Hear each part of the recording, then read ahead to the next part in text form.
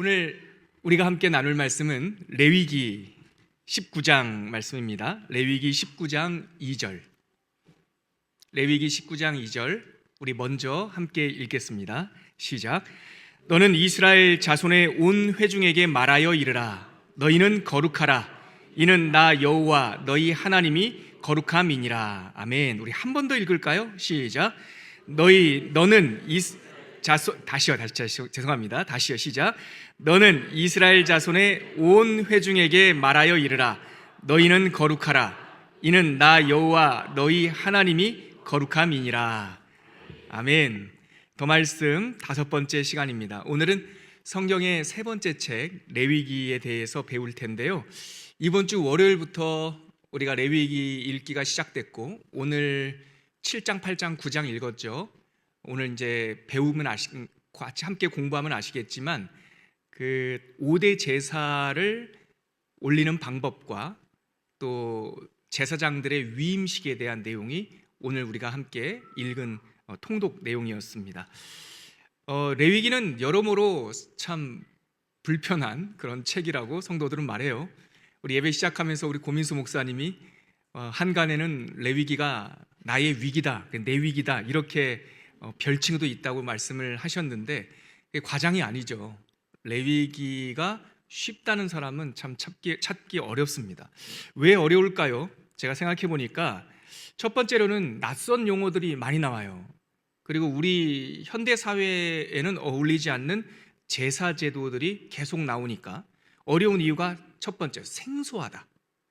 두 번째, 왜 어려울까 성도님들께서 이게 구약 성경에서는 좀 독특하게 사건문이 아니라 설명문이에요.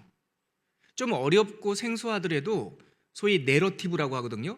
언제 어디서 누가 무엇을 왜 어떻게 했나 등장인물이 나오고 사건이 나오면 그래도 그 상황 속에서 우리가 낯선 것을 이해할 수 있을 텐데 레위기는 사건이 아니고요.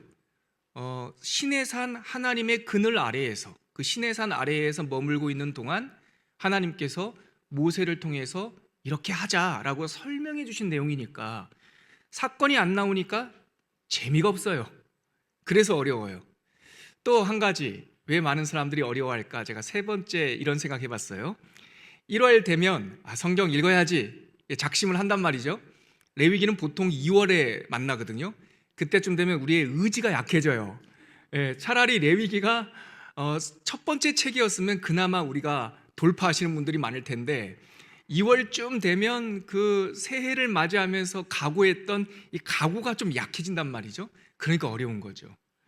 여러모로 제가 꼽아본 3가지가 여러분들에게 어떻게 공감이 되는지 모르겠지만 저는 그렇게 생각을 해요. 생소하기 때문에, 그리고 재미가 없기 때문에, 그리고 우리의 의지가 조금 약해지기 때문에. 그래서 성경 통독하겠다라고 각오를 하고 시작한 초신자의 경우 2월 달쯤 되면 레위기를 읽을 때쯤 되면 힘들다고 투덜대요. 그리고 한 달 읽어봤더니 목사님 달라지는 것도 없고 재미도 없고 이렇게 투덜투덜대요. 그러면 저는 많은 경우 초신자의 경우는 그냥 건너뛰세요. 그래요. 한 2주니까 한 주 반 정도 되거든요. 그냥 이때 쉬세요. 그러면 또 화색이 돌죠. 그리고 다시 시작하는 경우도 있는데 그건 초신자의 경우는 그렇고. 근데 저는 그러면 레위기가 그렇게 불편한 성경인가? 제가 과장이 아니고요. 제가 여러 해 성경 레위기를 읽다 보니까 레위기는 진짜 재밌는 책이에요. 그리고 정말 한번 도전해 볼 만한 책이에요. 방금 전에 말씀드렸듯이 구약 성경에는 흔치 않은 설명문이기도 하고 사건 속에서 표면만 봤던 내용들, 그 사건의 의미를 설명해 주는 그런 모세오경 중에 한 권이다. 율법서다 이렇게 생각이 들어요. 그래서 오늘 우리가 레위기를 수요 강좌로 배우는 시간이고 이 수요 강좌의 목적은 우리 성도님들이 어떻게 하든 한번 레위기를 읽어볼 수 있도록 도와드리는 시간이니까 오늘은 레위기 전체적인 줄거리를 말씀드리기보다는 레위기의 메인 아이디어, 핵심 메시지가 뭐고 그래서 그 핵심 메시지를 전하기 위해서 어떤 구성으로 되어 있고 또 아까 어려운 이유가 용어가 좀 생소하다 그랬죠? 그 용어 하나를 제가 정리해 드릴게요. 그러면 제가 장담하건대 레위기에 대해서 편견이 좀 없어질 거예요. 이거 한번 읽어볼까? 이런 생각이 들기를 바랍니다. 그러나 또 며칠 읽어보면 어렵겠죠. 그럼 내후년에 또 하는 거예요. 그리고 하다 보면 여러분들 레위기가 쉬워지고 노목사가 얘기하는 레위기는 진짜 재미있고 유익한 책이다라는 이 설명을 언젠가는 저와 동의하는 그런 때가 속히 올 거라고 생각이 듭니다. 제가 오늘 레위기 수요 강좌 제목을 뭐라고 잡았냐면요, 하나님과 결혼한 백성이라고 잡았어요. 이것이 레위기의 메인 아이디어예요. 설명문 레위기는 하나의 은유를 갖고 있는데요, 결혼식입니다. 우리 지난주에 출애굽기 배웠죠. 출애굽기 나눴죠. 지지난주요. 양해바 전도사님과 함께 출애굽기의 그 최고봉은 어디냐면, 하이라이트는 어디냐면요, 홍해를 건너오는 것도 아주 드라마틱한 재밌는 이야기지만, 또 애굽에서 10가지 재앙을 내리는 것도 애니메이션으로도 나올 정도로 아주 흥미로운 이야기인데, 출애굽기의 정점은 사실 이스라엘 백성이 시내산에서 하나님을 만나는 장면이에요. 그게 출애굽기 19장이거든요. 그래서 홍해를 건너와서 3개월 동안 걸어서 행진을 해서 3개월 만에 시내산 아래에 도착을 하거든요. 그 시내산 아래에서 9개월 동안, 꼭 9개월 동안 그 산 아래에 머물면서 이스라엘 백성들이 하나님의 말씀을 받아요. 근데 그 출애굽 사건, 출애굽 후반부를 드러내는 그 사건을 한마디로 요약한다면, 우리 양해바 전사님이 설명해 줬죠. 하나님과, 신랑 되신 하나님과 신부된 이스라엘의 결혼식이다, 그렇게 비유를 설명을 했습니다. 출애굽기는 하나님과 이스라엘 백성의 결혼식이에요. 그럼 레위기는 뭐냐? 결혼식으로 끝나지가 않잖아요. 결혼하면 연애할 때, 가끔 만날 때, 일주일에 서너 번, 또 한 번 만나면 한두 시간, 길게 기념일날 한 너댓섯 시간 이렇게 만나는 연애 때와는 경험할 수 없는 여러 가지 결혼 생활을 해야 되지 않습니까? 그런데 결혼 생활을 하지 않으면 깊어질 수가 없어요. 불편하지만, 또 때로는 양보하고 서로 노력을 해야 되지만, 노력하면서 결혼 생활을 하면서 그 사랑은 참 깊어진단 말이죠. 레위기는 바로 그 하나님과의 사귐에 대한 책이에요. 출애굽기가, 두 번째 책 출애굽기가 하나님의 백성과 하나님의 결혼, 창세기는요 하나님의 백성의 탄생. 자, 보세요. 순서대로 말씀드릴게요. 창세기는 하나님 백성의 탄생 이야기예요. 출애굽기는 태어난 하나님의 백성이 하나님과 언약식, 결혼식을 하는 거예요.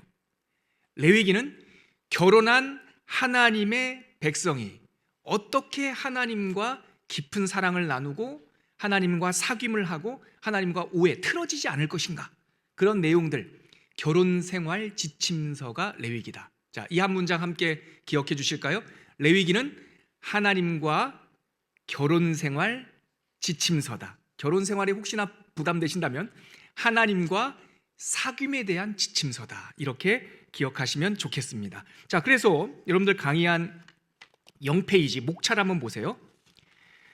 레위기는 모두 27장으로 되어 있는데, 노목사의 노력, 연구, 이 더 말씀의 결실이 뭐냐면, 창세기부터 요한계시록까지 성경의 목차를 만들어 드리는 것이 첫 번째 저의 연구 목표였지 않습니까? 그래서 레위기, 그렇게 어렵게 보이는 레위기를 목차를 한번 보시면 세 마디로 나눌 수가 있어요. 첫 번째 제사규례, 두 번째 정결규례, 세 번째 생활규례입니다. 저를 한번 보시겠어요? 레위기는 무슨 지침서라고요? 하나님과 신부된 성도 간의 결혼생활 지침서. 자, 결혼하면 제일 먼저 만나는 문제가 뭐냐면, 내가 연애를 7년을 했는데 이렇게 소통이 안 되나? 이런 생각 많이 하시죠? 제사규례는 소통의 문제예요.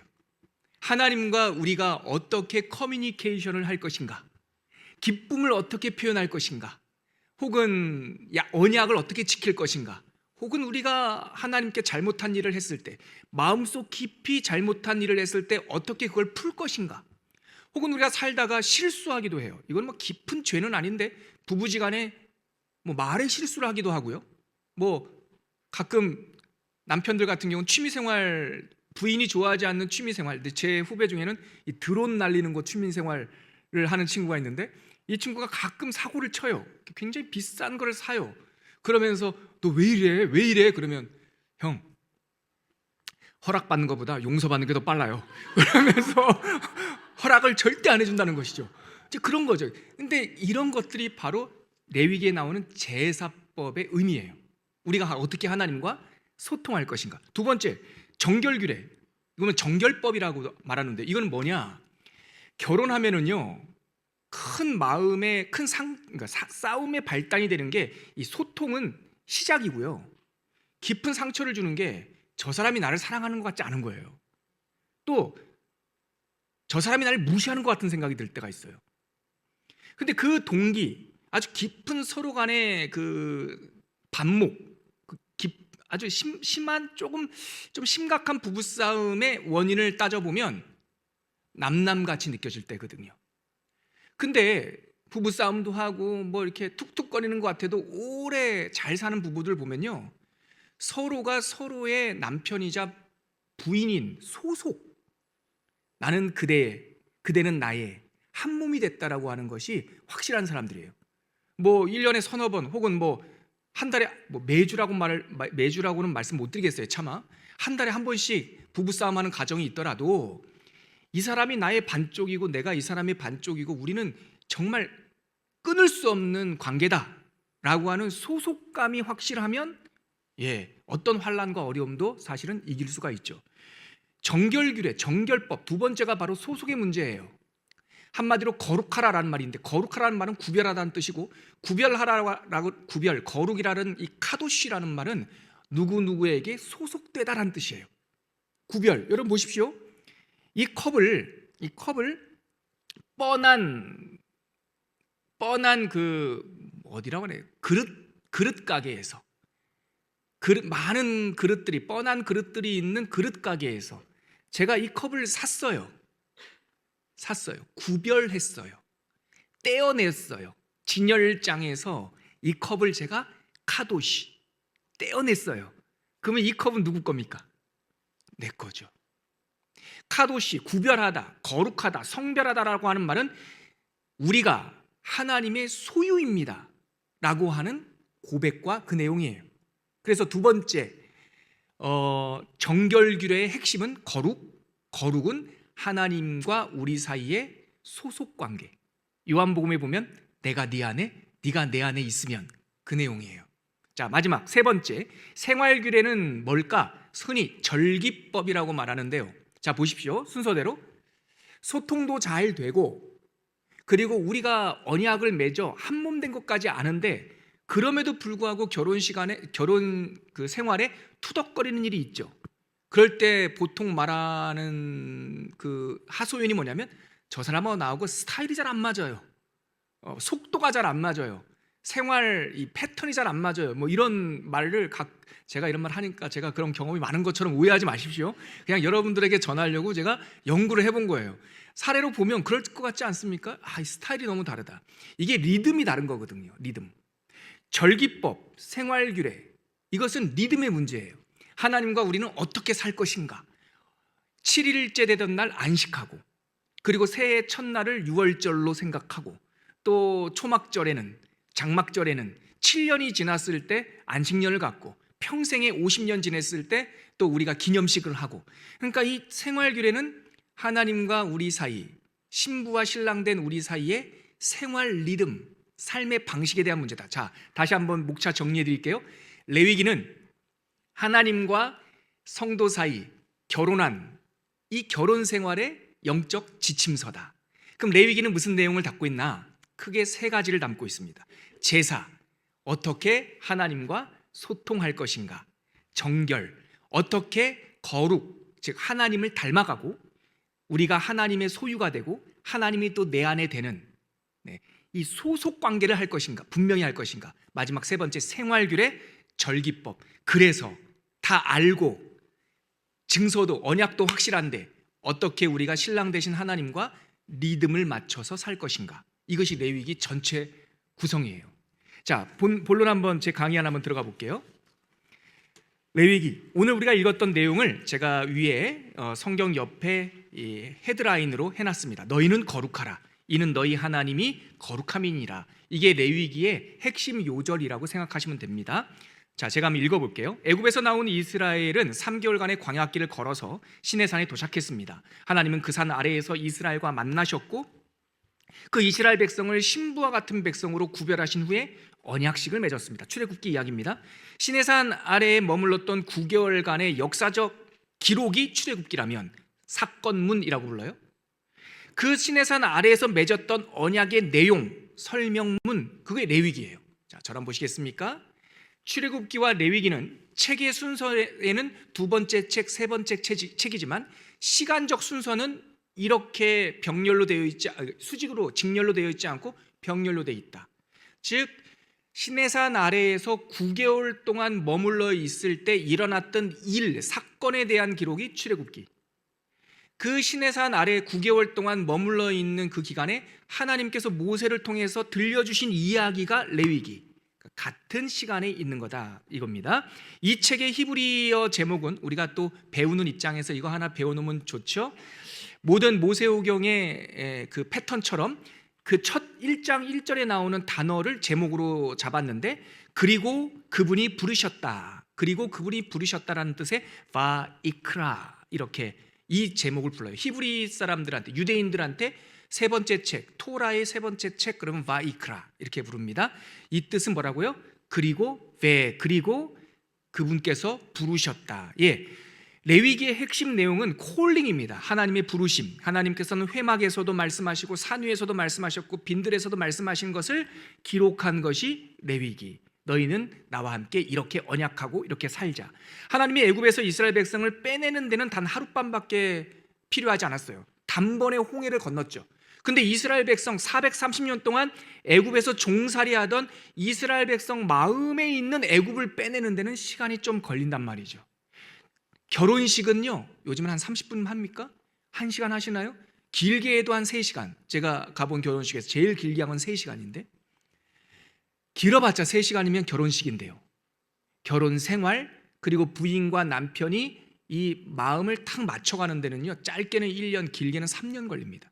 그래서 결혼하고 나서 두 사람이 화목하게 잘 알아가는 시간을 3년 정도, 허니문 기간이라고 잡지 않습니까? 바로 그건 거죠. 하나님께서 결혼식은 홍해바다를 건너면서 결혼식을 했는데, 그리고 시내산 아래에서 결혼식을 했는데, 거기 안에서 결혼식한 이스라엘 백성에게 허니문 기간처럼 9개월 동안 하나님의 말씀, 이렇게 소통하자, 이렇게 우리가 서로를 그냥 한몸 되게 소속 거룩하고 구별되자, 우리가 이렇게 같이 살자, 이런 내용을 레위기에서 말씀해 주신 거죠. 그래서 그 세 번째 단락 끝에서 세 번째 끝부분에 보면 레위기는 딱딱한 법률서나 제사 지침서가 아니에요. 그냥 얼핏 보면 그렇게 보여요. 그런데 그런 지침서가 아니라 이 책은, 이건 노 목사의 해석이자 여러분들이 기억해 줬으면 좋겠다라고 강조하고 싶은 내용입니다. 이 책은 신랑 되신 하나님과 신부된 이스라엘이 언제 소통하고, 제사법, 무엇을 닮아가며, 정결법, 다른 말로 거룩법, 그리고 어떻게 함께 살 것인지 절기법을 알려주는 하나님과의 결혼 생활 지침서, 다른 말로 로드맵과 같다, 이렇게 설명드리겠습니다. 이런 관점에서 레위기를 보면 이 책은 크게 세 마디로 나눌 수가 있어요. 제가 이미 먼저 설명드린 그 내용입니다.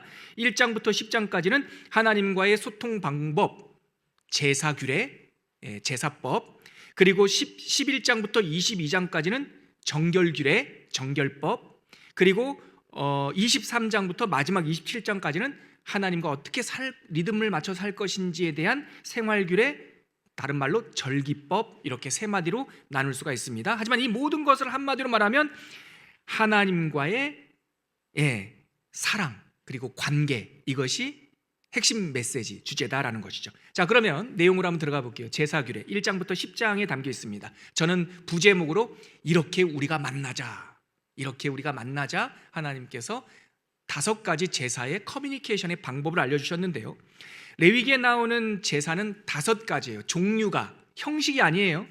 형식과 종류가 좀 달라요. 종류가 5가지예요. 근데 이 제사를 통해서 그냥 하나의 의무적인 어떤 그 법률이 아니라 마음을 고백하는 것이고 신앙 고백하는 거고, 그러니까 표현하는 거예요. 그래서 제가 커뮤니케이션이라고 말한 거죠. 제사는 의무 방어전이 아니라 신부된 이스라엘이 하나님께 고백하고 또 감사하고 기도하는 거였다. 자, 5대 제사가 뭐가 있나? 맨 마지막 단락에 보면 하나님을 만나는 방식, 다른 말로 하나님과 소통하는 방식은 5가지. 첫째, 번제.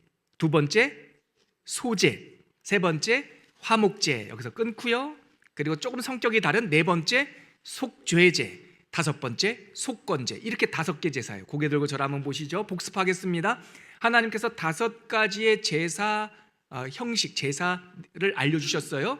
첫 번째, 번제, 소제, 화목제, 속죄제, 속건제. 이렇게 5가지예요. 앞에 나오는 3가지는 자발적으로 드리는 헌신과 고백, 아무 일 없을 때, 그죠? 표현한 사랑의 표현이어서 레위기에는 향기로운 냄새라고 하는 말로 이 3가지 제사를 꾸며줘요.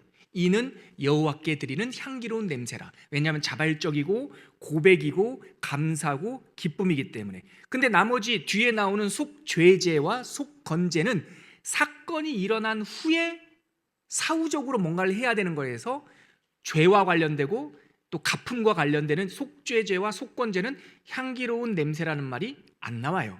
자, 제사가 총 몇 가지라고요? 5가지. 다시 한번 하겠습니다. 이름이 뭐죠?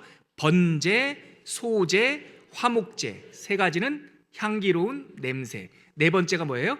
속죄제. 5번째 속건제. 이것은 어떤 사고가 나면 그거에 대해서 이렇게 해는 의무적인, 반드시 해야 되는 일이에요. 자, 그러면 자세한 내용을 한번 볼게요. 먼저 번제, 히브리어로 올라 이렇게 불러요. 올라. 그게 무슨 뜻이냐면 전부, 홀, 다 이 뜻이에요. 번제라는 말이 다 드린다 이 뜻입니다. 단번에 완전히 태워 올리는 제사, 그 남김없이.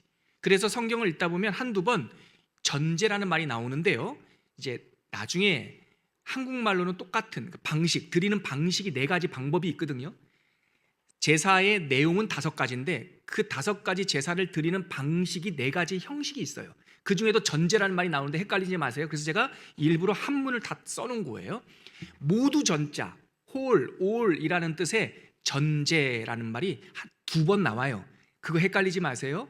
모두 다 드린다라고 하면 번제를 말하는 거예요. 다 드린다. 또 어떻게 다 드릴까? 그래서 번제는요, 불로 태워드렸어요. 다 냄새로, 기름과 고기와 모든 것들을 하나님께 다 태워드려요. 그래서 번제, 이것은 우리가 가지고 있는 모든 것이 다 하나님께서 주셨으며 내가 가지고 있는 모든 것이 다 하나님의 것입니다 라고 하는 신앙 고백의 의미가 담겨 있어요.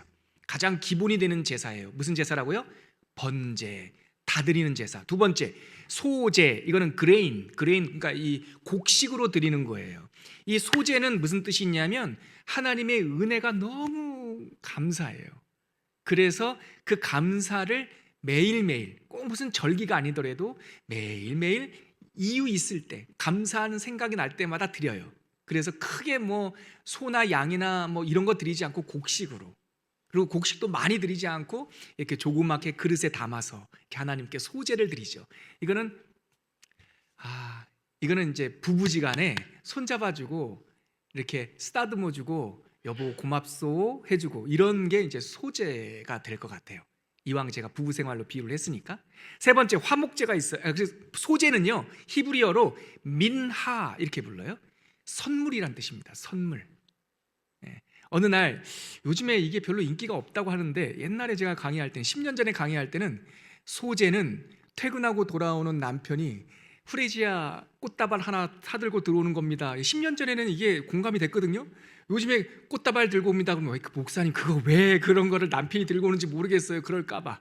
그래서 공감을 잘 못하는데, 이거는 그러니까 꼭 뭐가 있어서 하는 것이 아니라 부인의 손을 잡아주고 고맙다고 해주고 당신 수고했소, 이렇게 하나님과 우리 사이에 소소한 기쁨을 나누는 것이 소제. 3번째, 향기로운 냄새, 화목제라는 거예요. 이 화목제의 원래 오리지널 이름은 뭐냐면 쉘렘이에요. 어디서 많이 들어본 말이죠?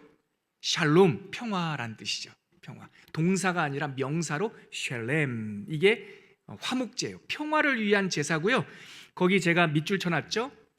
화목제는 막힌 담을 허는 제사다. 사람이나 하나님 사이에 뭐가 자꾸 깨름직하고 특별히 죄가 있는 것 같지 않은데 사이가 안 좋고 그러면 화목제를 드려요.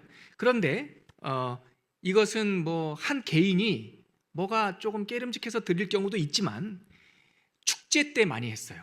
그러니까 6월절이나 특별히 그 초막절, 장막절 이럴 때는 큰 축제의 날이잖아요. 그때는 마을 사람들 가족 단위 또 민족이 소를 잡고 그래서 하나님께 제사를 드리고 기름만 태워서 드리고요. 고기는 뜰에 앉아서 다 같이 식사를 했어요. 그래서 그 솔로몬의 1000번제 있지 않습니까? 그게 번제 태워드렸는데 왜 1000마리의 소가 필요했을까? 다윗의 아들 솔로몬이 왕으로 즉위하면서 그 나라의 대축제를 열었던 겁니다. 다 같이 먹고 마시고 즐겁고 그래서 1000마리의 소가 필요했던 거죠. 아무튼 이 화목제는 기름만 하나님께 불로 태워드리고 그 기름과 피는 붓고 피는 아래로 붓고 기름은 태워드리고 고기는 그 화목해야 될 사람들이 성전의 뜰에 앉아서 함께 식사를 하는 그런 제사였죠. 이어서 나오는 나머지 두 개 제사, 속죄제와 속건제는 아까도 말씀드렸듯이 뭔가 문제가 발생했을 때 해야 되는 건데요. 먼저 이거 좀 많이 헷갈려요. 속죄제는 뭐냐면 히브리 말로 하타트라는 말이에요. 하타트, 하타, 죄란 뜻이에요. 그러니까 우리는 뭐 한자어로 번역하니까 속죄죄 이렇게 속죄제 이렇게 부르지만 유대인들은 그냥 하타트 이런단 말이죠. 죄. 우리 안에 죄가 침투했을 때 하나님 앞에 드리는 거예요. 그래서 이 영혼인 거예요. 영혼. 제가 밑줄 쳐놨죠. 부정한 죄가 우리 영혼에 침투했을 때 반드시 드려야만 하는 죄를 사하는 제사예요. 그러니까 이거는 의무예요. 의무. 드려도 되고 안 드려도 되고 그거 아니에요. 화목제는 안 할 수도 있고요. 소제도 안 할 수 있어요. 번제는 국가적인 제사니까 꼭 나한테 해당이 안 될 수도 있고요. 그런데 속죄제는 누구에게나 필요하잖아요. 그래서 목차가 굉장히 세부적으로 돼 있어요. 여러분들 참고 자료 한 장짜리 받으셨나요? 예, 그거 표 한번 보세요. 제가 레위기에 나오는 제사 5가지를 표로 만들었는데요. 그 네 번째 속죄제라고 되어 있는 거 있죠? 거기에 제물 하나, 한 칸, 두 칸, 세 칸 옆으로 가면 대제사장은 흠없는 황소, 건강한 황소를, 전체 회중을 대표하는 제사는 흠없는 또 황소를, 족장은 수염소를, 평민은 암염소를, 가난한 사람은 산비둘기 한 쌍을, 그것도 나갈 수 없는 장애가 있다든가 극빈자는 고운 가루를. 자, 저 한번 보시겠어요? 하나님의 섬세함이에요. 죄는 누구나 사함 받아야 돼요. 죄의 문제는 예외에 있는 사람이 없어요. 부자만 죄를 사함 받는 게 아닙니다. 가난한 사람도 죄를 사함 받아야 되고, 가난한데 몸까지 움직일 수 없어서 가난하면 산에 가서 산비둘기라도 잡아올 수 있잖아요. 그런데 돈이 없더라도, 근데 산에 가서 산비둘기라도 못 잡는 장애가 있다던가 극빈자의 경우는 어떡합니까? 자기가 먹는 밥에 한숨을 떠내요. 그걸로 속죄제를 드릴 수가 있어요. 이게 하나님의 섬세함이에요. 이게 3500년 전의 약속 아닙니까? 하나님께서 속죄제는 모든 사람들이 누구나 다 마음만 있으면 할 수 있게 해놨다. 자, 그게 속죄제입니다. 그런데 마지막 속건제, 속죄제와 속건제가 많이 헷갈리죠. 속건제의 히브리 이름이 뭐냐면 아쌈이라는 거예요. 아쌈의 뜻은 보상이에요. 배상하다. 이것은 속죄제, 네 번째 속죄제는 마음과 영혼에 침투한 죄는 값으로 헤아릴 수가 없어요. 그 영혼의 죄는 무게를 달 수가 없단 말이죠. 누구에게나 다 똑같아요. 그래서 모든 사람이 해야 돼요. 근데 이 아쌈은, 속건제는 내가 누구에게 피해를 끼친 게 분명해. 그거는 가늠할 수 있어요. 예를 들어 어떤 사람의 소 한 마리를 훔쳤어요. 그것은 죄죠. 훔친 건 죄죠. 하지만 가늠할 수 있는 죄죠. 하나님께서 속건제는 뭐라고 말합니까? 한 마리 훔쳤니? 빨리 한 마리 갚아라. 배상해라. 아쌈. 근데 그걸로 네가 훔친 과오가 있으니, 허물이 있으니 그 속값이 얼마니? 500만 원이야? 그러면 소는 돌려주고 5분의 1, 즉 500만 원짜리 소에 대해서 네가 죄를 지었으면 5분의 1, 즉 100만 원 더 얹어줘. 이게 속건죄예요. 하나님께 향해서 하나님께 내가 마땅히 뭔가를 해야 되는데 내 마음속에 욕심이 생겨서 그걸 못했어요. 그런데 누가 너 죄졌다 이렇게 말하진 않지만 그걸 내가 뉘우쳤어요. 마음이 아파요. 그랬을 때 어떻게 갚아요? 어떻게 아쌈합니까? 배상합니까? 내가 하나님께 마땅히 해야 될 것을 드린 후에 그 값어치의 5분의 1을 더 더하여 하나님께 드려요. 이게 속건죄예요. 쉽게 이렇게 생각하시면 됩니다. 속죄죄와 속건죄는 둘 다 죄에 관련된 것인데, 속죄죄, 하타하트는 영혼 깊숙한 오리지널, 아주 깊은 본질적인 죄, 이거는 가늠할 수 없으니까 배상할 필요도 없어요. 하나님을 상대로 제사하면 돼요. 사람이 끼어들 수 없어요. 속건죄는요, 죄긴 죄인데 대상이 있는 죄예요. 또한 가늠할 수 있는 죄예요. 하나님께서 어떻게 말합니까? 퉁치지 않고 갚아야 된다. 갚되 5분의 1을 더하여 갚아야 된다. 이것이 속건죄, 허물을 제거하는 씻기 위한 제사. 자, 그렇게 되셨죠? 근데 이 속죄죄와 속건죄는 누구에 대한 예표이냐? 예수님에 대한 예표예요. 예수님은 우리 영혼의 죄를 단번에 사하셨고 십자가의 죽으심으로 다 이루었도다, 즉 다 배상까지 하셨어요. 그래서 속건죄와 속죄죄는 예수님께서 십자가에서 행하신 영원한 제사를 잘 드러내는 것이에요. 그럼 앞에 번제, 소제, 화목제는요, 예수님께서 이 땅에 오신 사건을 예표해요. 예수님은 이 땅에 번제로 온전한 순종으로 오셨고, 예수님은 이 땅에 하나님의 사랑, 요한복음 3장 16절 하나님이 세상을 이처럼 사랑하사 소제처럼 오셨고, 화목제, 예수님은 그의 죽으심과 또한 그의 공로를 통하여 모든 막힌 담을 다 허셨어요. 그래서 번제와 소제와 화목제는 예수 그리스도께서 우리에게 오심에 대한 의미를 예표하고, 속죄제와 속건제는 예수님의 죽으심과 부활에 대한 사건을 예표하는 것이다. 이해되시죠? 읽을만 하겠죠? 자, 계속 가볼게요. 그런데 이렇게 5대 제사, 다시 복습하겠습니다. 번제, 소제, 화목제, 속죄제, 속건제, 이 5가지의 제사가 있는데 이것을 행하는 방식이 4가지란 말이죠. 방법이에요. 헷갈리면 안 돼요. 첫째, 화제, 불로 태워서 올린다. 소제, 곡식도 불로 태워서, 번제도 불로 태워서, 화목제는 기름은 불에 태우고 고기는 나누어서 식사한다. 화제, 불로 태우는 방식이 하나가 있고요. 두 번째, 거제 있어요. 거제가 뭡니까? 들거자, 거중기 할 때 그 거자예요. 제물을 하나님께 드는 거죠. 예를 들어 화목제를 드리면 기름은 태우고 피는 쏟지만 그 황소를 드리면 황소의 뒷다리가 있어요. 황소의 뒷다리를 제사장이 들어요. 하나님 앞에 들어서 축사하듯이 들어서 하나님께 올려요. 주께 화목의 은혜를 요청하나이다 하고 들어요. 거제예요. 화목제를 하는 방식 중에 거제가 있더라. 그리고 제사 드리는 방식 중에 요제라는 게 있어요. 이거는 흔드는 거예요. 뭘 흔들까요? 소 뒷다리 흔들려면 너무 힘들겠죠. 우리 하나님은 굉장히 상식적이고 우리를 배려하셔요. 소 뒷다리 못 흔듭니다, 여러분. 그러면 흔들어서 기쁨을 표현하는 거면 뭐이겠어요? 곡식단이에요. 소제를 드리는데 가루를 드릴 때도 있지만 삐꾸림, 초실절 첫 번째 나달이 나기 시작하면 하나님 앞에 그걸 봉헌하거든요. 그럴 때 그 타작하지 않고 그 벽싯단, 그 알곡이 맺힌 단을 그대로 들여서 소제처럼 불태워 드릴 때 들어서 흔들어요. 너무 좋아서. 그게 요제예요. 요제. 흔드는 제사.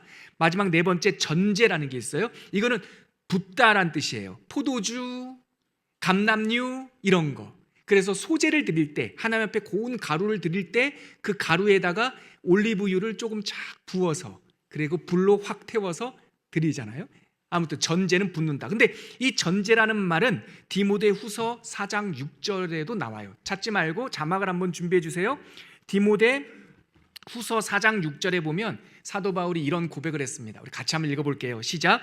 전제와 같이 내가 벌써 부어지고 나의 떠날 시각이 가까웠도다. 이거 은유예요. 사도 바울이 이 당시에는 예루살렘 제사가 그렇게 정확하게 지켜지지 않을 텐데도 레위기의 원리를 가져다가 사도 바울이 자기의 삶을 내가 하나님 앞에 이 포도주와 감람류처럼 진액을 다 짜서 부어드렸다라는 뜻이에요.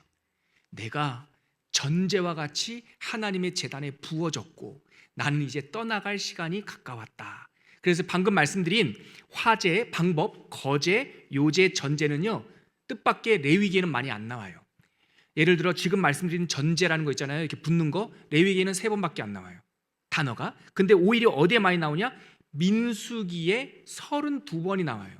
그러니까 아까 제사의 형식, 제사의 내용, 번제, 소제, 화목제, 속죄제, 속건제는 원리니까, 속죄제, 속건제는 원리니까 레위기에 많이 나오는데 이 레위기는 설명서라고 했잖아요. 실천은요 민수기서부터 실천을 하거든요.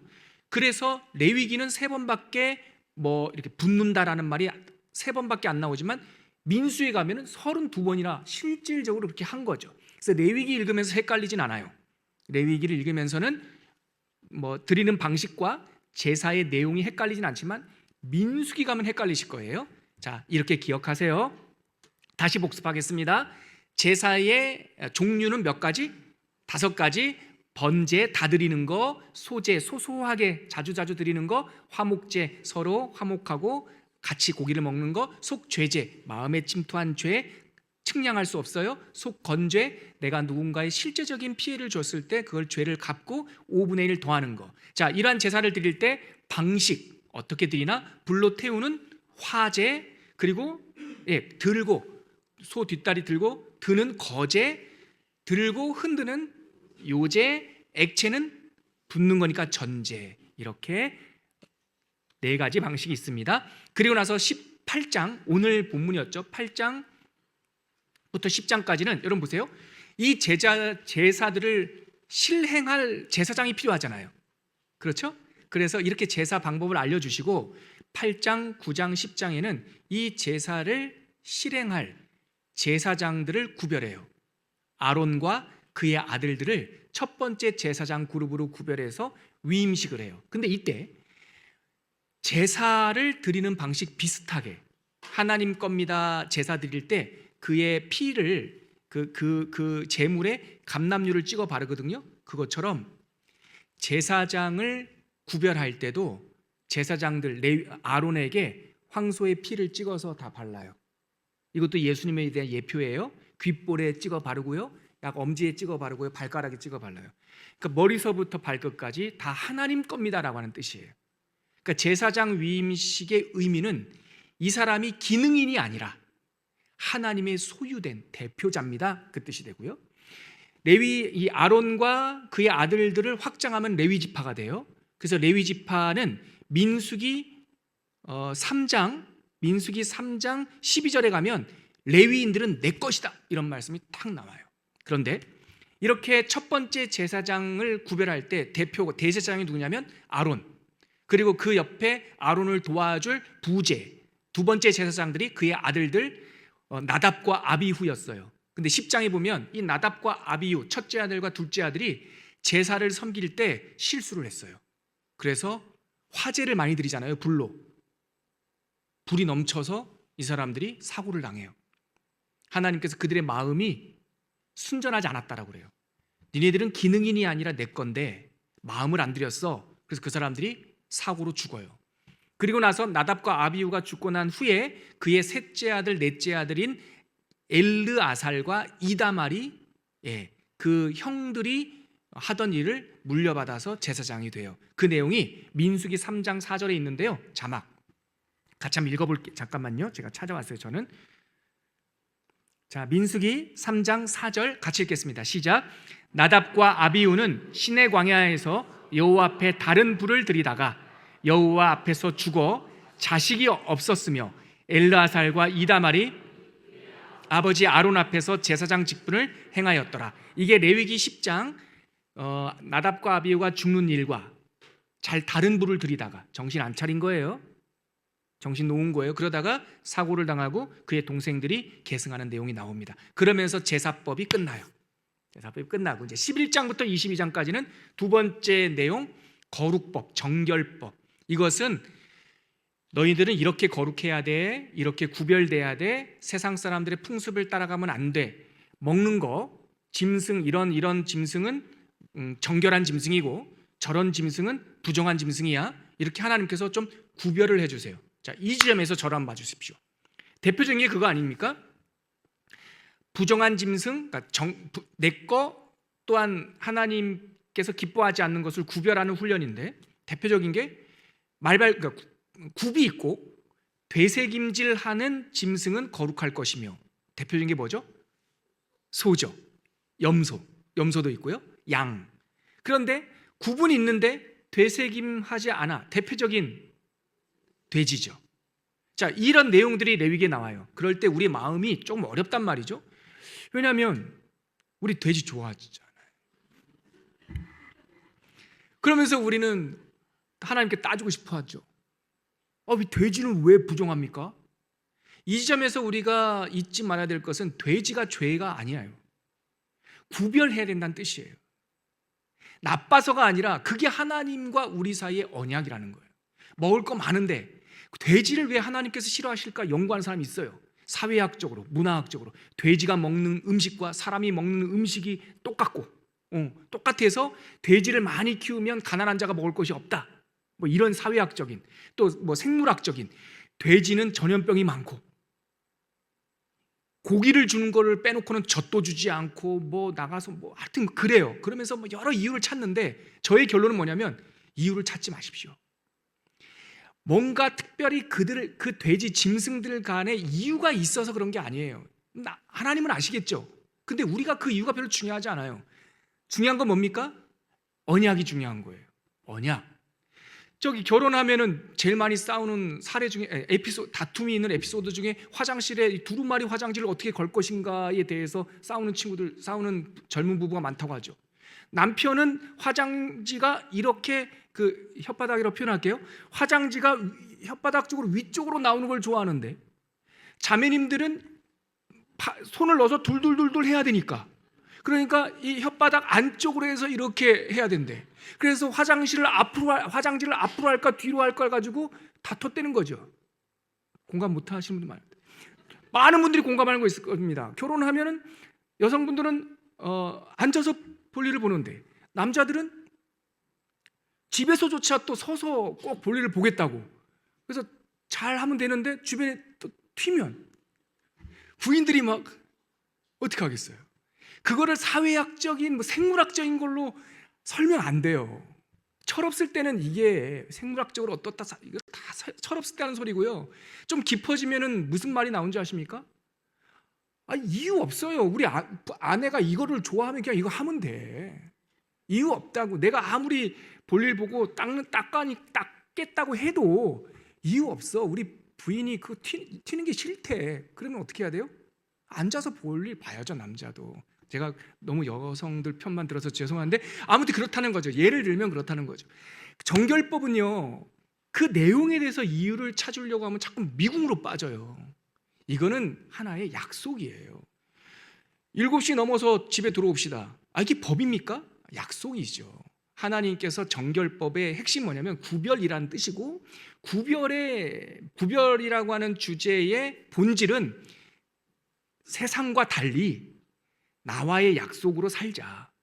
당신들은 내 신부니까, 우리는 우리 가족이니까 우리 이렇게 구별하고 살자. 그게 핵심이란 말이죠. 그래서 뭐는 먹을까요? 예를 들어 대표적인 게 이게 있죠. 부정한 먹지 말아야 될 음식 중에 날개는 있는데, 그리고 모이도 먹고, 그런데 날지 못하면 레위기 율법에는 먹어요? 못 먹어요? 안 읽어봤으니까 모르시지. 제가 알려드릴게요. 레위기 율법에 따르면 새인데 날개가 있고 두 발로 걷는데 날지 못한다? 못 먹어요. 그럼 우리가 좀 덜컹하죠. 날개가 있고 두 발로 있는데 모이도 먹는데 날지 못하는 새 뭐가 있어요? 그렇게 우리 닭이랑 말하면 안 되죠. 치킨이죠. 그래서 레위기에는 치킨을 못 먹어. 그러니까 이게 막 절망이 된단 말이죠. 근데 느헤미야 시대에 가면은 치킨을 먹어요. 먹게 됐어요.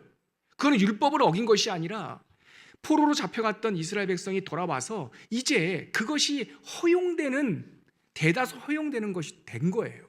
그래서 느헤미야 때 닭을 잡아요. 그래서 먹어요. 그럼 율법을 위반한 건가요? 아니죠. 그 정신. 레위기를 주실 때는 매출하기도 많고 가금류라고 해서 집에서 키우는 이 새들이 거의 없었단 말이죠. 이 사람들은 양들 목축하니까. 양 키워야 될 사람들, 목축해야 될 사람들이 닭을 어떻게 키워요? 하여튼 이런저런 이유로 그렇게 약속을 한 거예요.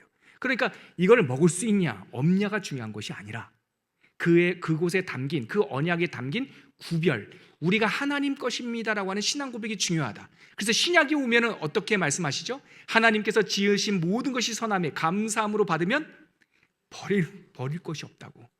버릴 것이 없습니다. 그래서 지금 현대 사회도 유대인들은 코셔라고 해가지고 부정한 음식, 정한 음식 지금도 구별하고, 이슬람 사람들은 뭐 할랄이라고 해가지고 그들 법대로 또 구분하고, 힌두교 가면은 또 뭐 소를 못 먹는다고 하고, 또 무슬림들은 또 돼지를 못 먹는다고 하고, 참 힘들겠어요. 우리는요, 감사함으로 흉한 것만 아니면, 더러운 것만 아니면 우리는 다 먹죠. 이것이 하나님과의 언약과 약속이라고 하는 의미가 담겨 있는 내용입니다. 자, 그 내용이 그거예요. 여인들에 대한 정결규례 12장에 나오는데요. 내용을 부정하다 이러니까 하나님은 여성 차별하셨어. 여자들 이렇게 생리하거나 출산하거나 하면 부정하다고 그러셨어. 이렇게 오해하시는 분들이 있는데, 부정하다는 말이 그 여인이 더럽다는 뜻이 아니라 손대지 말라는 뜻이에요. 구별하지 말라는 뜻입니다. 여러분, 3,500년 전 하나님 말씀 속에 출산한 여인을 일시키면 안 된다 나와 있다고요. 생리휴가를 3,500년 전에 하나님께서 정하셨다고요. 여성이 달거리를 하면 생리 중에는 남편이 손도 못 대요. 근데 너네들 윤리학적으로, 사회학적으로, 사랑으로 설명하면 또 이상한 남자들 있잖아요. 그래서 안 돼, 부정해, 손대면 안 돼, 지켜줘야 돼. 하나님께서 그렇게 말씀하셨어요. 그러니까 그 당시 문화적 언어로 말씀하셨으니까 부정하다라는 단어를 쓰셨지 여성에 대한 차별이 아니다. 자, 그 다음 중요한 게 13장에서 15장까지 차라트라고 하는 나병의 규례가 나와요. 이것도 문둥병이라고 우리는 오해할 수 있는데 단어가 없으니까 나병, 문둥병이라고 번역을 한 건데요. 히브리어로는 차라트, 이건 요즘 말로 바꾸면 나병이라기보다 한센시병이 아니라 전염병이라고 볼 수 있어요. 전염병이 들어오면 한 가족과 지파가 크게 사망하는 경우가 있으니까 전염병에 대한 아주 엄격한 구별과 치료 방법, 격리기간을 자가 격리기간을 딱 정해주세요. 그것이 바로 보건위생이었던 거죠. 그것이 차라트 규정이 13장, 14장, 15장에 나옵니다. 이렇게 생각하시면 됩니다. 지금 말씀해 주신 거룩한 구별, 내 것이 있고 세상 것이 있다. 또 여인과 약자, 고아와 과부에 대한 보호 조치, 또한 전염병, 불치의 전염병에 대한 극도의 경계, 이 구별 의식은 죄에 대한 상징이었다. 그래서 구약에 오면 나병 환자, 피부병, 불치병 만나면 예수님께서 어떻게 하셨어요? 손을 딱 대시면서, 옛날에는 이 죄가, 나병이 부정한 것이 건강한 사람을 오염시켰다면 예수님이 오시면 예수님께서 나병을 몰아내버리신단 말이죠. 그러니까 옛날에는 죄의 영향력에 있었던 구약시대가 예수님이 오시면 은혜의 영향력으로 죄를 몰아내는 것. 그래서 나병 환자 사건 신약 복음서에 읽어보세요. 100이면 100 예수님께서 다 손을 대세요. 그래서 옛날 같으면 예수님께서 손을 대시는 순간 예수님이 오염돼야 될 텐데, 신약 시대에 오면 예수님께서 손을 대는 순간 부정한 자가 낫게 돼요. 그 정결, 누가 권세가 있냐? 예수께서 권세가 있다. 빛이 권세가 있다는 내용이고요. 그 다음에 속죄와 성별 규례가 나오고, 끝으로 생활 규례, 리듬이라고 그랬어요. 자, 저 한번 보십시오. 절기법이라고 말하는 마지막 생활 규례는 이것만 생각하시면 돼요. 10가지 이 절기가 있어요. 첫 번째, 주중절기가 있어요. 그게 뭡니까? 안식일. 우리 5페이지 가보세요. 한 주일의 리듬, 6일은 일하고 하루는 쉰다. 안식일 규례가 있어요. 연중절기가 7개 있어요. 연중, 유월절, 무교절, 초실절. 이 삐꾸림, 이거는 첫 수확이 아니에요. 이거 헷갈리는데, 초실절은 첫 이삭, 알갱이가 볕단에 맺히는 것. 봄에 첫 이삭이 이 줄기에 맺히면 그걸 한 단을 잘라다가 하나님 앞에 요제로 드리고 감사함으로 드렸어요. 이 생명의 잉태가 가을까지 잘 자라서 하나님 결실 주시옵소서. 이게 초실절 삐꾸림절기예요. 같은 주간에 있어요. 세 절기가 6월절, 무교절, 초실절이 같은 시즌이에요. 그리고 6월절 이후 50일이 되는 날이 오순절이고요. 이때를 칠칠절이라고 말하고요. 요거 좀 헷갈리는 거죠. 이때도 초실절이란 말을 써요. 근데 삐꾸림이 아닙니다. 샤브옷이라는 말인데요. 보리를 수확하는 거예요. 그러니까 저 보세요. 6월절 주간에 있는 삐꾸림이라고 하는 초실절, 우리나라 말로 번역하니까 똑같은 단어 쓰는데 단어가 원래 히브리어가 다릅니다. 삐꾸림은 줄기에 이삭이 맺힌 감사 열매고, 오순절, 칠칠절 그때 쓰는 초실절, 보리를 처음 거두는 초실절은 보리를 수확한 거죠. 수확해서 하나님께 가루로 올려드리는 것을 오순절, 샤브옷이라고 말하고요. 한 늦봄 정도 됩니다. 늦봄. 그리고 나서 가을에 가면 7월달, 유대의 달력으로 7월달에 7월 1일 나팔절, 7월 10일 속죄일, 7월 15일 장막절, 이것도 거의 같은 15일 안에 다 있는 시즌 행사, 대축제일이에요. 그래서 나팔절, 속죄일, 장막절, 7월 1일, 7월 10일, 7월 15일 이 세 절기는 추수감사주일이에요. 그래서 여러분 참고자료 한번 보세요. 맨 밑에 한번 보세요. 맨 참 밑에 이 7개 해마다 연중절기 7개를 제가 쭉 적어놨죠.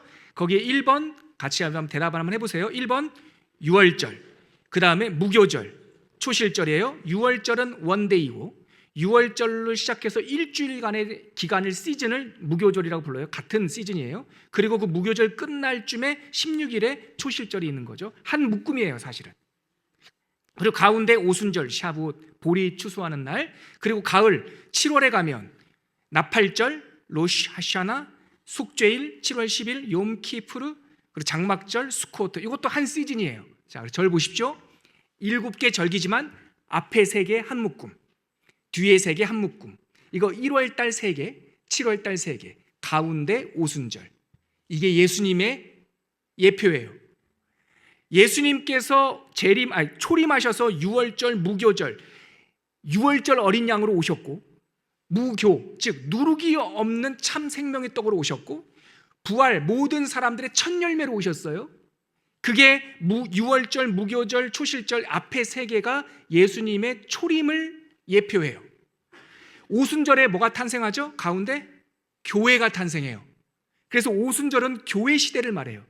마지막 7월달 나팔절, 대속죄일, 장막절, 예수님의 재림을 상징해요. 그래서 7개 절기가 있지만 앞에 3개 1월달 절기는 예수님의 처음 오심, 오순절은 성령의 오심으로 교회의 탄생, 지금 신약 얘기하는 겁니다. 나팔 불 때 나팔이 불리며 예수님이 재림하시고 모든 죄를 다 모든 흰보자 심판에서 모든 것을 다 속죄하시며 장막절, 우리의 대추수의 날, 그것이 예수님의 재림을 상징해요. 그래서 7개의 연중 리듬은 예수님의 오심과 예수님의 교회와 예수님의 재림을 하나의 리듬으로 살아가는 거예요. 이게 7개 절기니까 안식일 합쳐서 벌써 8개 얘기했죠. 안식일 1번, 연중절기 7개, 그러니까 총 8개죠. 나머지 2개가 남았어요. 이 1년이 6번이 지나고 7년째 되는 해를 안식년이라고 말해요. 그거는 평생절기예요. 안식년, 우리 살면서 몇 번, 한 10번 하면 70살 정도 되겠죠? 10번에서 12번 정도, 이 당시의 리듬에 평생의 안식년이 12번 정도 있죠. 그리고 이 안식년, 7년마다 돌아오는 안식년이 또다시 7번 반복될 때 7, 7에 49, 7번째 안식년 그 이듬해, 그러니까 49년 다음해니까 50년째 되는 해. 그래서 이 50년째 해를 주빌리, 희년이라고 말해요. 이거는 평생절기예요. 자, 10가지 다 말씀드려 볼게요. 한 번에. 주간 리듬 뭐죠? 안식일. 연중 리듬 6월절, 무교절, 초실절, 삐꾸림, 오순절, 나팔절, 대속죄일, 욤키푸르, 그 다음에 장막절 7개, 8개, 그 다음에 평생절기 안식년, 안식년이 7개가 되면 50번째 되는 해 희년, 주빌리. 희년은 내가 큰 어려움이 있어서 남의 집에 팔렸거나 내가 유다 지파로서 우리 집 가문의 땅이 있었는데 50년 살면서 너무 힘들어서 이 땅을 매매를 했어요. 희년의 원리는 팔린 사람도 돌아올 수 있고 팔린 땅도 원주인에게 다 돌아오는 거예요. 근데 예수님께서 이 설교를 하셨어요. 누가복음 4장에 보면 주의 희년의 해를 선포하려 하십니다. 주의 영이 나에게 임하였으니 이는 가난한 자에게 복음을, 눈먼 자가 보게 함을, 갇힌 자에게 자유를 선포하며 주의 은혜의 해라고 번역이 되어 있는데 그것이 희년이에요. 그러니까 예수님께서 이 땅에 오셔서 하시는 뭐냐면 죄에 팔린 사람, 가난에 팔린 사람, 아픔과 상처에 팔린 사람들을 다 찾아오는 것이 예수님의 복음의 희년이었던 것이죠. 10개 절기. 자, 다시 한번 복습하고 오늘 마무리하겠습니다. 벌써 시간이 저렇게 됐네요. 이렇게 우리 리듬을 맞춰서 살자. 주간 리듬 안식 7번째 날, 연중 리듬 유월절, 무교절, 누룩이 없는 무교절, 그 다음에 초실절, 삐꾸림, 오순절, 나팔절, 속죄일, 그리고 장막절, 그리고 이것이 연중절기. 그렇게 연중이 7번 되던 7번째 해를 안식연, 안식년이 7번 돼서 50번째 다가오는 해를 희년. 이것이 우리 신랑 되신 하나님과 우리 평생에 이렇게 살아야겠다, 희년이 2번 오는 복을 누리시기를 축복합니다. 예수님께서 우리들에게 그렇게 이미 다 성취하셨습니다. 오늘 시간이 지났지만 레위기 이제 흐름이 보이시죠? 제가 차마 재미있겠죠라고 하는 질문은 못 드리겠어요. 근데 정말 차분히 읽어보면 재미있는 맛을 느낄 수 있습니다. 오늘 하나님께 찬양 올리고 오늘 레위기 공부 마치도록 할게요. 아까 우리 고민수 목사님이 선곡한 찬양이 너무 좋아서 저도 처음 부르는 찬양인데 제가 그거 하자고 했어요. 오늘 하나님의 그늘 아래서, 하나님의 그늘 아래서. 여러분 저 한번 보세요. 이 찬양 부르기 전에 신의 산이 있어요. 신의 산, 해가 떠서 해가 질 때까지 신의 산의 그늘이 서쪽에서, 동쪽에서 서쪽으로 해가 지니까 그늘이 서쪽에서 움직여서 남쪽, 동쪽으로 오는 거겠죠. 신의 산 아래에서 9개월 동안 있으면서 하나님의 그늘 아래서라는 말은 유대인들에게 체험한 말씀일 거예요. 그리고 신의 산에서 율법이 흘러나오는 것이 아니라 사랑이 이렇게 쫙 흘러내려와요. 우리 이거 그림을 상상하면서 이 찬양 하나님께 드릴 텐데요. 고 목사님, 제가 전혀 몰라서 괜찮으시면 마이크 들고 앞으로 나오셔서 한번 인도해 주시면 좋겠어요. 인도자가 있으면 아무래도 새 찬양 배우기가 좋거든요. 자, 가사 생각하면서 하나님께 고백하도록 하겠습니다.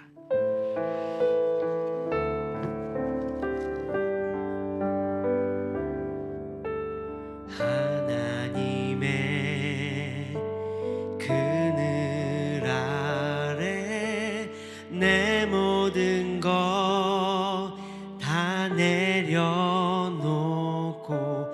나 잠잠히 주를 묵상하네.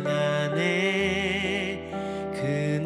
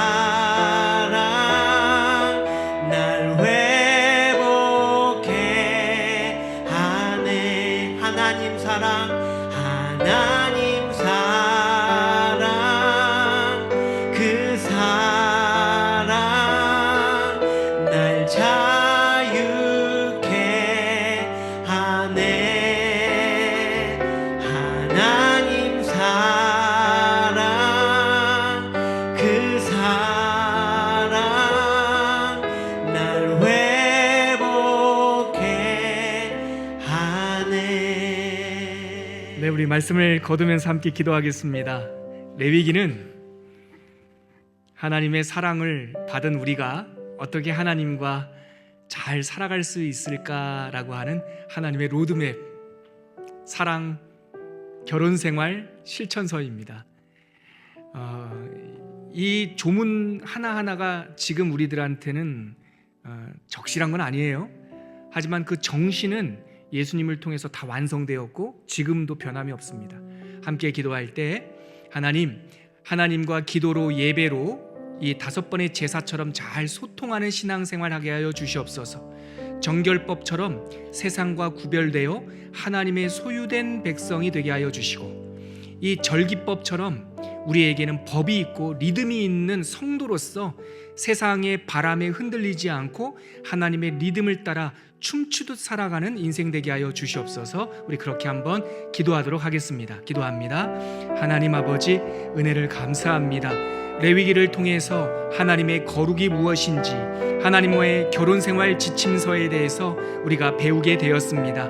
하나님, 5번의 제사 속에 담겨있는 그 정신과 고백이 날마다 하나님을 향한 예배로 승화되게 하여 주시옵시고, 기도로 승화되게 하여 주옵시고, 기도는 하나님을 향한 소재이며 예배는 하나님을 향한 번제이며 우리의 찬양과 경배는 하나님을 향한 화목제임을 알게 하여 주시어서 예배 속에서 하나님을 향한 영광과 기쁨이 높아질 수 있도록 우리를 이끌어 주시옵소서. 하나님, 거룩하게 하여 주옵소서. 하나님과 동행하는 사람들 되게 하시고, 우리가 주님 안에, 주님이 내 안에 거하는 하나님과의 사귐이 있는 백성들 될 수 있도록 주님 은혜 내려 주시옵소서. 하나님 아버지, 우리에게 주의를 주시고 부활절을 주시고 하나님의 성령 강림 주의를 주시고 또 하나님 아버지 추수감사 주일과 성탄절의 기쁨을 주셔서 감사합니다. 이러한 삶의 리듬이 하나님의 말씀과 함께 1년 안에 하나님의 시줄과 날줄로 이어지게 하여 주옵시고, 리듬이 있는 인생 되게 하시고, 하나님 정말 하나님과 함께 춤추듯 살아갈 수 있는 복된 성도들 다 되게 하여 주시옵소서.